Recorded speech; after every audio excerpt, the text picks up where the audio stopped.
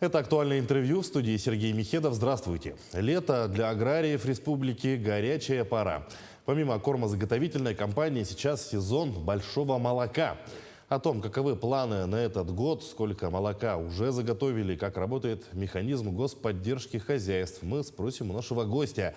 Это Евгений Васильев, руководитель отдела пищевой и перерабатывающей промышленности Министерства сельского хозяйства Якутии. Евгений Дмитриевич, здравствуйте. Здравствуйте.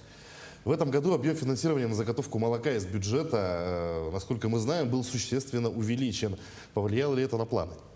Да, по сравнению прошлого года объем финансирования на заготовку сырого молока увеличен до 3 миллиардов 100 миллионов рублей. Это примерное увеличение на 237 миллионов рублей, если в прошлом году было предусмотрено 2 миллиарда 800 рублей. И в связи с этим увеличились у нас плановые объемы заготовки молока. 60 сейчас, в этом году 62 тысячи тонн, в прошлом году у нас было 57 250. Это увеличение на 4750 тонн. Как выполняются планы, каковы текущие показатели по заготовке молока? В статье муниципальных районов и города Якутска у нас определены 35 заготовительных организаций. Средняя закупочная цена варьируется 60 рублей за 1 килограмм сырого молока. По оперативным данным, на текущую дату у нас сейчас заготовлено 20 411 тонн сырого молока. Это примерно 32,9%. Но по сравнению прошлого года есть незначительное отставание, если на 2358 тонн. Если в прошлом году было заготовлено 22 тысячи, более 22 тысяч тонн. Но причиной отставания повлияло это климатические условия, это позднее наступление весны и поздний оттел коров. С прошлого года действует новый механизм господдержки производства и переработки продукции скотоводства. Наверняка уже есть первые результаты, и можно говорить о плюсах и минусах. О результатах пока говорить, наверное, преждевременно, потому что этот новый механизм уже действует только 1,5 года. Если о плюсах, то это увеличила ставку на заготовку сырого молока с 35 тысяч рублей до 50 тысяч рублей. Это для организованных хозяйств. Но о минусах это мы, конечно, потеряли объемы заготовки сырого молока с 80 тысяч тонн снизилось до 60 тысяч тонн. Это существенно повлияло на производство важнейших видов продукции. Например, как на молочной продукции, у нас снизилось, получается, от 2 до 10% на молочной продукции и снижение производства масла сливочного до 30%. А с чем связано такое снижение? Это снижение объема заготовки. Если мы заготовили в прошлом году, в 2020 году заготовили 80 тысяч тонн, то в прошлом году мы заготовили только 60 425 тонн. Вовремя ли поступают субсидии на места? Бывают ли задержки? В рамках переданных полномочий, отдельных государственных полномочий, по производству сельскохозяйственной продукции, мы передаем органам исполнительной власти, направляем субвенцию. Стараемся направлять своевременно. Мы уже направили 86% от предусмотренной субвенции, это 2 миллиарда 800. Муниципальные районы, муниципалитет уже доводит до своих заготовительных организаций, до сдатчика молока полностью субсидий.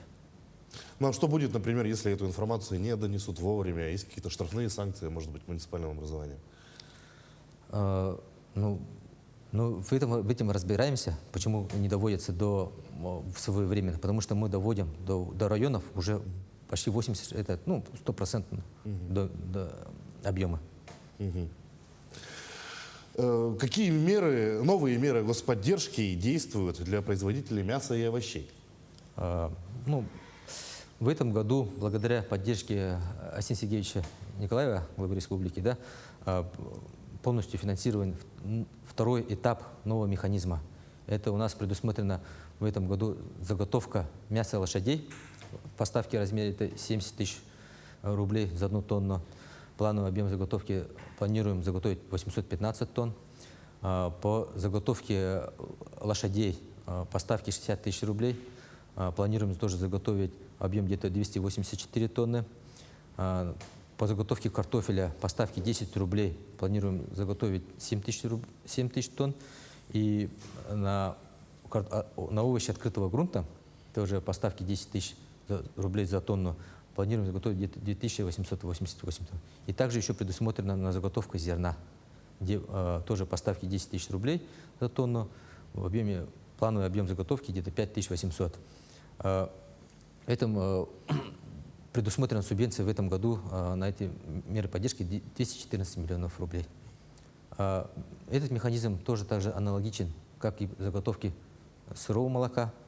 Мы доводим до муниципальных районов субвенцию, полностью финансируем, и муниципальные районы определяют их заготовителей и доводят до них финансирование. И происходит заготовка.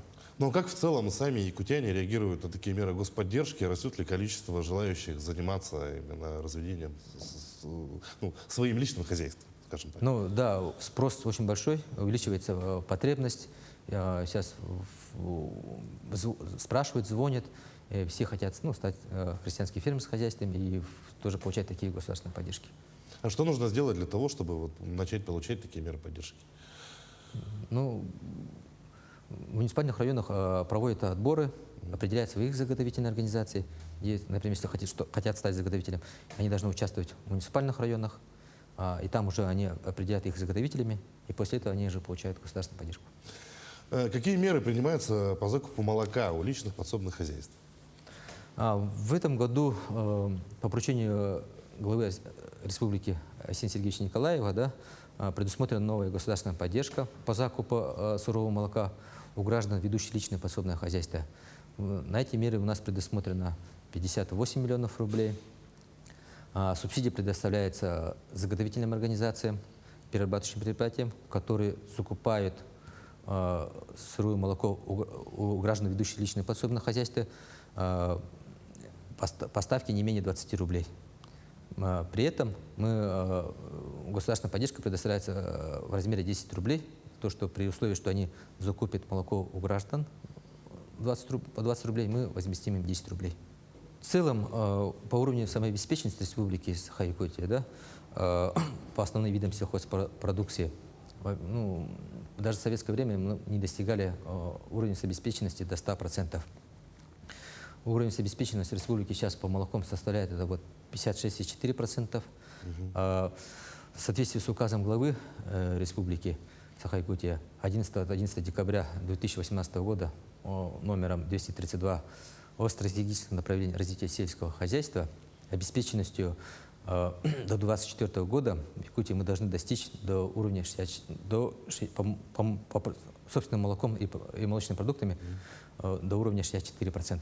То есть еще практически на 10% нужно повысить, да? Да, примерно, да.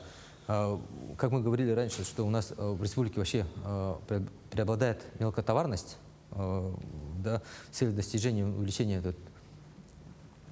товарного производства и обеспеченности, необходимо стимулировать развитие и укрепление мелкотоварных производителей молока, таких как фермеров, крупных хозяйств, а также развивать сети сбыта, совершенствовать племенную работу в целях повышения продуктивности коров,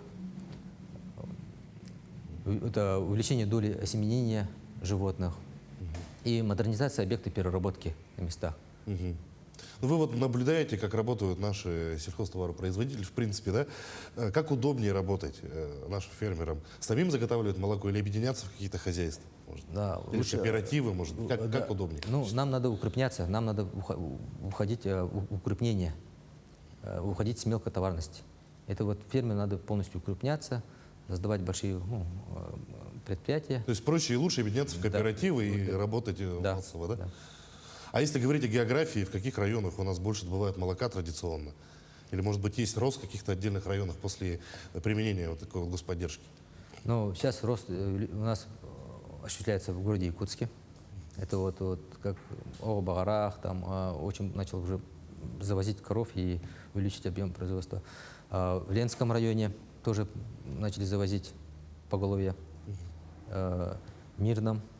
В таких районах начинается увеличиваться объем производства. А каких хозяйств вы можете назвать, может быть, как самые крупные, может быть, на которые можно равняться производителям у нас в Якутии? Все, по идее, одинаковые. Но самые такие вот, например, могу сказать, что Ленский район, да, вот там идет хорошая очень государственная поддержка, и они начали очень развиваться в молочной продукции. Увеличивать свое поголовье, увеличивать свой надой молока и объем заготовки. А как сами муниципальные власти? То есть они рассчитывают только на республиканский бюджет во время поддержки? Или сами, может быть, вкладываются, сами развивают? Не, муниципалитеты тоже вкладывают, они предусматривают в своем бюджете финансирование, даже на закуп сырого молока помогают своим предприятиям предусматривать финансовые средства. Если даже вот заготовитель оплачивает за счет собственных средств 10 рублей, то муниципалитет им помогает еще рублей там 10-15, чтобы тогда он мог закупать у населения уже не по 10 рублей, а по 10, по 15, там, по 20 рублей.